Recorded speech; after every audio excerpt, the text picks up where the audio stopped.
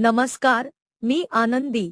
तुम्ही पाहत आहात जनशक्ती. जमिनीचं अधिग्रहण होतंय त्या जमीन अधिग्रहणाला आमचा विरोध आहे। याचं कारण असं आहे की या शेतकऱ्यांना ज्या पद्धतीनं मूल्यांकन करायला चाललेलं आहे सरकार, त्या मूल्यांकनाप्रमाणे आज ह्या शेतकऱ्यांना अक्षरशः देशोधडीला लावणारे हे सगळे कायदे आहेत। 2013चा जमीन अधिग्रहण कायद्याप्रमाणे हे कुठल्याही प्रकारचं जमिनीचं अधिग्रहण न करता जो कायदा आहे त्याप्रमाणे जमिनीचं अधिग्रहण करून मूल्यांकन करायला लागलेले आहे। याला आमचा विरोध आहे आणि म्हणून पर्यायी जे रस्ते असताना आज शक्तिपीठ महामार्ग जर बघितला तर या शक्तिपीठ महामार्गाला पूर्णपणे अगदी नागपूरपासून रत्नागिरीपर्यंत पर्यायी मार्ग असताना हा शक्तिपीठ महामार्गाचं धोरण कशासाठी आखलंय। पुणे बेंगलोर महामार्ग सुद्धा तशाच पद्धतीने जुना महामार्ग असताना